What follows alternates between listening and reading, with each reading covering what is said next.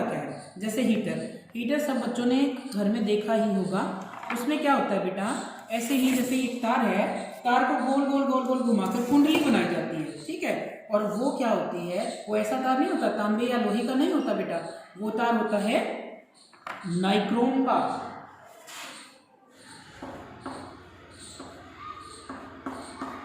Nichrome धातु का ये तार होता है और इसकी इस तरह से कुंडली हीटर में बनी हुई होती है, तुम सभी ने देखा ही होगा। जब हम इसमें करंट पास करते हैं तो ये बिल्कुल लाल हो जाता है और गर्म हो जाता है और बहुत सारी ऊष्मा देता है। इसी तरह की कुंडली प्रेस में भी लगी होती है, जो आयरन होती है उसमें भी लगी होती है और वो इस तरह का होता है। अब तुम सोचो कि ये नाइक्रोम का ही क्यों लगाया गया यहाँ पर, क्यों नहीं लोहे का या तांबे का या किसी और धातु का लगाया गया? क्योंकि बेटा वो जो होते हैं ना, वो इतनी मात्रा में ऊष्मा नहीं देते हैं जितनी मात्रा में नाइक्रोम का दे रहा होता है। इसकी कुंडली ज़्यादा इफेक्टिव होती है, तो ये इसमें हीटर में लगा होता है। आप सभी ने इसको देखा होगा। तो ये हमने पढ़ा कि विद्युत धारा के तापीय प्रभाव। फिर हम करते हैं विद्युत फ्यूज। फ्यूज के बारे में आप सभी ने सुना होगा। आजकल तो बेटा बहुत ऐसी डिवाइस आ चुकी हैं कि लाइट किसी की जाती ही नहीं है, इन्वर्टर है, बैटरी है, बहुत सारी चीज़ें हैं जिसके कारण से हमें इस तरह का पता ही नहीं लगता। पहले क्या होता था कि बार बार घरों में लाइट चली जाती तो बच्चे सुनते थे कि फ्यूज उड़ गया। उड़ गया मतलब अब उसके कोई पंख थोड़ा ना है कि वो फ्यूज कहीं उड़ गया। फ्यूज उड़ गया मतलब क्या था वहाँ पर, ये देखो कि जो हम फ्यूज की बात करेंगे ना, तो ये जो फ्यूज है बेटा, ये इस तरह की एक डिवाइस होती थी जिसके अंदर ऐसे एक तार लगा होता था, यूं करके एक सर्किट सा होता था और उसको हम इस तरह से अंदर डाल देते थे उसके प्लग में, तो वो फ्यूज बन जाता था। और ये जो तार है ना बेटा, यही तार जो है, ये क्या था कि जैसे ही ज्यादा लाइट आती और ये पिघल जाता और पिघल कर टूट जाता, और जैसे ही ये तार यहाँ से टूट गया पिघल कर, फिर क्या होता, ये स्विच ऑफ हो जाता। ये विद्युत परिपथ जो है ना, ये यहाँ से टूट जाता और ये टूटते ही करंट पास होना बंद हो जाता और पूरे घर में कोई भी नुकसान नहीं होता। ऐसा क्यों होता है? क्योंकि हमारे घरों में जो DC current, AC current change होकर के आता है, हमारे घरों में सीधे लाइट एक लिमिट तक ही आ सकती है, उससे ज़्यादा आएगी तो हमारे घर के सारे जो उपकरण हैं वो जल सकते हैं तेज लाइट के कारण। जैसे तुमने देखा होगा कि टीवी या फ्रिज है, उनके ऊपर तुमने स्टेबलाइजर देखा होगा। वो क्या होता है, लाइट को ही, फ्लक्चुएशन को कंट्रोल करने के लिए लगा होता है। तो ये क्या था, फ्यूज तार पिघल कर टूट जाता था और सर्किट को तोड़ देता था, करंट पास होना बंद हो जाता था, जिसके कारण सारे के सारे बिजली के उपकरण बच जाते थे। ये फ्यूज तब चलता था। आजकल क्या चलता है, एमसीबी। ये तब तो जब फ्यूज यहाँ से तार पिघलता टूट जाता तो इसको तार को ही बदलना पड़ता था। आजकल एक ऐसे स्विच आ गए हैं जिनको हम क्या कहते हैं, एमसीबी, ठीक है। ये एमसीबी जो होते हैं बेटा, एक स्विच होता है एक तरह का, वो अपने आप ही ऑफ हो जाता है। जैसे ही हाई वोल्टेज की करंट आती है, घर में सप्लाई आती है, तो ये अपने आप ही ऑफ हो जाता है और हमें इसको दोबारा जाकर के ऑन कर ले तो दोबारा से करंट सप्लाई होना शुरू हो जाता है। तो ये फ्यूज तार है बेटा। अब इसके बाद हम सभी पढ़ेंगे चुंबक के प्रभाव, यानी कि विद्युत धारा के, इलेक्ट्रिक करंट के चुंबकीय प्रभाव। ये सभी बच्चों ने देख रखा होगा, नहीं देखा है तो अभी देख लीजिए। ये क्या है, मेरे हाथ में एक कंपास है और ये छठी क्लास में तुम्हारा जो चुंबक का लेसन था उसमें ये आपको बताया भी गया होगा। इसमें आप देख सकते हैं कि एक चुंबकीय सुई है, ये देखिए मैग्नेटिक नीडल जो हिल रही है, देख सकते हो आप सभी, ये हिलती है। इसमें ये साउथ और नॉर्थ डायरेक्शन दिखा रही है। ये मैं यहाँ क्यों लाई हूँ, क्योंकि अब हमें पढ़ना है कि विद्युत धारा के चुंबकीय प्रभाव क्या होते हैं। तो बेटा विद्युत धारा के चुंबकीय प्रभाव यहाँ पढ़ने की क्या जरूरत पड़ी है कि जब भी किसी तार से करंट पास होता है ना, तब क्या होता है कि करंट पास होते ही वहां पर चुंबकीय क्षेत्र क्रिएट हो जाता है, डेवलप हो जाता है, और चुंबकीय सुई अगर उसके पास रखती जाए तो उसमें विक्षेप आएगा, वो हिलेगी। यही दिखाने के लिए मैंने इसको यहाँ तुम्हारे पास लाए हैं। अभी हम इसको करके भी देख सकते हैं। वैसे तो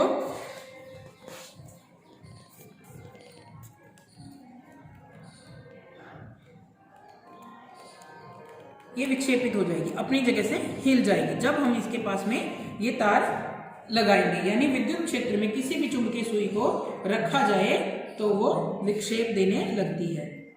ये यहाँ पर हिल रही है चुंबकीय सुई, ठीक है। तो ये क्या है, विद्युत धारा का चुंबकीय प्रभाव। इस पे आधारित कई चीजें होती हैं बेटा, कई वस्तुएं इससे निर्मित होती हैं। जैसे कि एक होती है विद्युत चुंबक। विद्युत चुंबक क्या होती है, अब हम उसके बारे में देखेंगे। तो बेटा विद्युत चुंबक के अभी मेरे पास कील यहाँ लगा दी है मैंने, वैसे अवेलेबल नहीं है, मैं आपको बताती हूँ। जैसे हमने कि लोहे की कील ले ली, इसके ऊपर जब मैं तारों की कुंडली लगा दूँ, चारों तरफ इसके तार लगा दूँ और फिर उसके बाद इसको सेल या बैटरी से जोड़कर इसमें करंट पास करूँ तो ये विद्युत चुंबक बन जाएगी। और फिर इसके पास अगर हम छोटी छोटी वो आलपिन वगैरह ले जाकर देखेंगे ना तो वो इससे चिपक जाएंगी, ये विद्युत चुंबक बन गई। दोबारा से देखो कि एक कील ले ली हमने लोहे की, तुम्हारी हैवी एक्टिविटी है, उसमें हमने इस तरह का तार ले लिया। ये तो देखो क्या है कि ये तार आवरण है प्लास्टिक का, ये नहीं चढ़ा होना चाहिए, खाली अंदर वाला तांबे वाला तार वो हम लेंगे, इसके चारों तरफ लपेट देंगे और फिर दोनों तरफ से उस तार को हम सेल या बैटरी से जोड़ेंगे तो फिर क्या होगा, उसमें करंट पास होगा। और ये जो चीज़ थी हमारी लोहे की कील जो थी ना, वो विद्युत चुंबक बन जाती है और फिर वो एक चुंबक की तरह से व्यवहार करती है। उसके पास कोई भी आलपिन या कोई लोहे का बुरादा वगैरह ले जाएंगे तो वो इससे चिपकेगा, आकर्षित हो जाएगा। तो अब हम जब पढ़ रहे हैं विद्युत धारा के चुंबकीय प्रभाव, तो हम उसमें इसका एक एग्जाम्पल लेते हैं जो तुम्हारी किताब में दिया हुआ है। देखो क्या है, ये देखो मेरे पास क्या है, इलेक्ट्रिक बेल यानी कि घंटी सभी के घरों में होती है, जो बटन दबाते ही बजती है।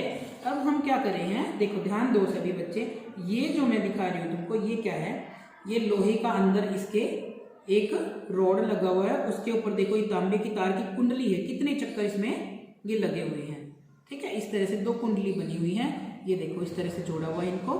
अब क्या किया हुआ है, इसमें एक ये देख रहे हो आप पत्ती, यहाँ से देखिए ये एक पत्ती है, ठीक है।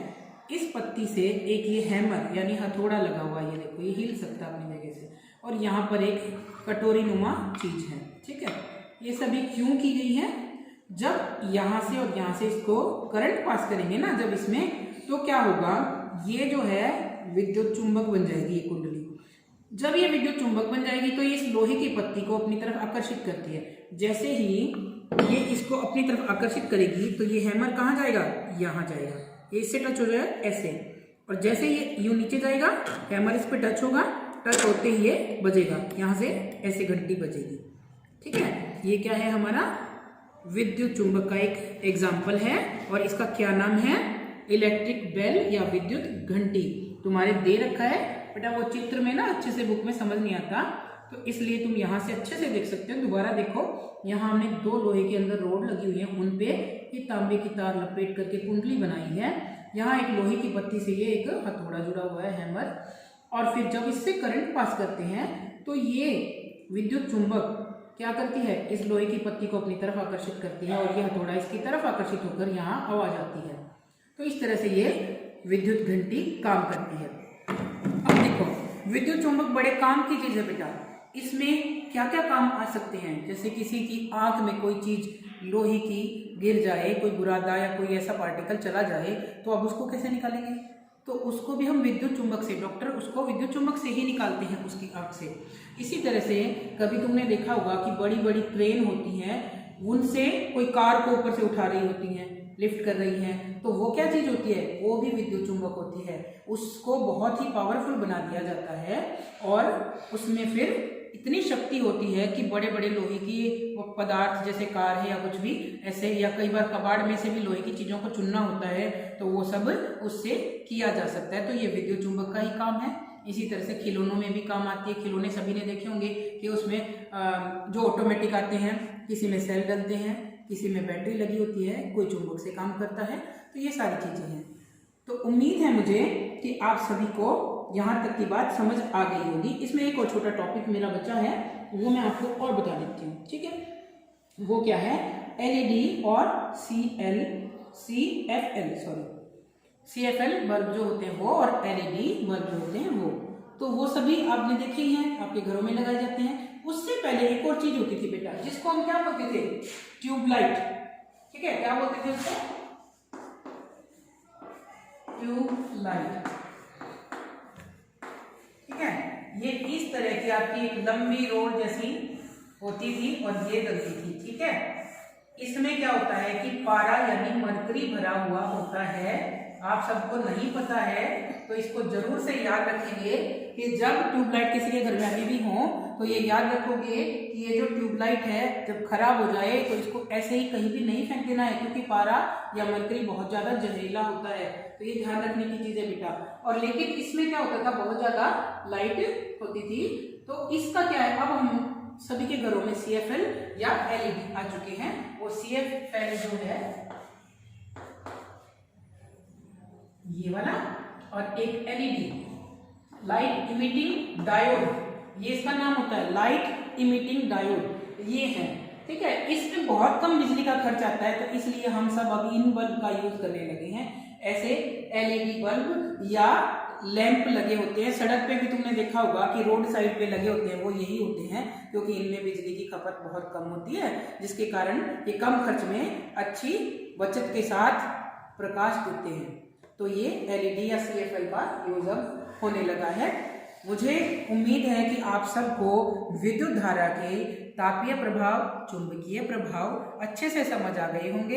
विद्युत परिपथ क्या होता है या इलेक्ट्रिक बेल क्या है, ये सभी चीजें साथ में प्रतीक भी समझ आ गए होंगे।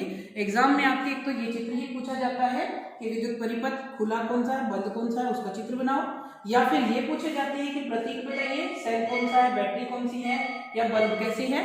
ये सभी चीजें आती हैं बेटा, बहुत आसानी से शायद आप समझ चुके होंगे और मेरी पूरी कोशिश थी आपको समझाने की। धन्यवाद।